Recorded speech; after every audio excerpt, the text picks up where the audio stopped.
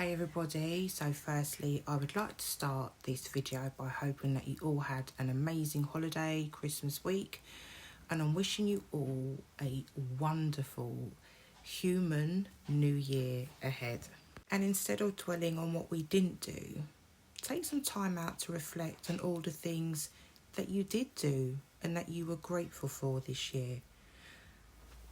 Because let's be honest, so many of us will be making some New Year's resolutions and we always set ourselves up to fail. And I'm reflecting on my past year and when I started this channel and the things that I have spoken about. Unfortunately, life has its way of sitting you down when you refuse to sit on your own. And while persistence and resilience are amazing qualities to have, sometimes you have to take a step back and really ask yourself if you are really genuinely embodying these qualities, or if you're simply being hard-headed by continuing to forge ahead, fueled by ego, and if so, at what cost for your own health and well-being. This is a dilemma that I found myself in when I started the channel.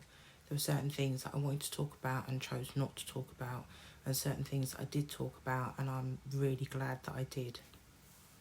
And if we are all truly honest with ourselves, now really is the time for reflection. And when I look back on my life, especially these last couple of weeks where I've been so ill over Christmas, I've come to realise that for the whole of my life, I have been killing myself on behalf of others. Though it was my own choice, but now I'm paying a high physical cost as a result. Was it worth it? My ego would say yes, because, well, everyone needed me. My children needed me, my family needed me, my friends needed me. But what about me? My soul would argue now that I needed me too. And in making sacrifices for the well-being of those around me, I have to sacrifice my own health, my mental health, and my soul health. And this has been a massive life lesson, because when I completely burn out, it's not until you take a step back and you really look at those who you have around you or you don't have around you, kind of realise that you're on your own. You have to get through this on your own. No one is coming to save you. And I think as we all reflect on the year of 2024, it has been such an eye-opener. There are some horrific things going on in the world, but there are also some amazing things. And my argument is, whenever the devil places one of his own, God also places one of his own to counteract. And as we come to the end of 2024 and we head into the human years of 2025, I'd like to say that I hope life's going to get a little bit easier, but I think 2025 is going to be just as tough as 2024.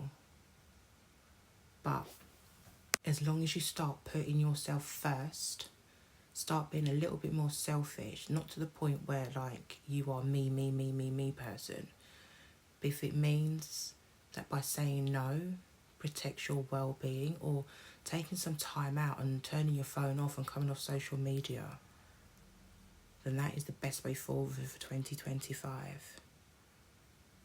Because I realised this year that I am a people pleaser, and I would abandon myself in a heartbeat to make sure that those around me felt safe and they wouldn't face the same fate that I've had my whole life. And some may say it's honourable, but where is the balance in that? And what I'm experiencing now in my older life is a kind of a rebirth. And it is a painfully beautiful one, because it's bringing to the end a long, tragic life of suffering. And while it hurts in more ways than one, I can't help but feel grateful. And while I don't know what the future holds for any of us, I can't help but feel excited, and maybe that's the point. Because I've always said, and my kids have always said, whenever we've hit rock bottom or our backs are against the wall, we come out fighting and we come out so much stronger. And I truly believe that better days will come, and better days are going to be coming very, very soon. So if you've been feeling pretty hopeless yourself lately, know that it's only because your old life and the old version of yourself is taking its last breath. And while painful and sad, this beautiful death process is clearing the path to make way for everything you've asked for.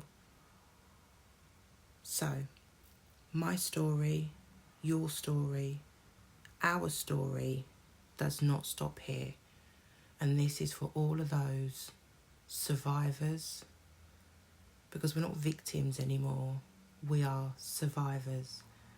And I just want to give thanks to everybody who has tuned in to my channel this year, especially the Living with a Psychopath, because that was really hard for me to do that. And I suppose on reflection, I've become a person that will never ever be vulnerable or a victim to a narcissist psychopath ever again. As the year comes to an end, and 2024 is the year that I lost my beautiful auntie, here are some end of year reminders. Please don't be hard on yourself if you haven't achieved all that you set out to this year. Take the time to reflect and be proud of the things that you have done and the things that you have done well this year. Be thankful that you made it to the end of the year. Trust in yourself. Continue to grow with love and support.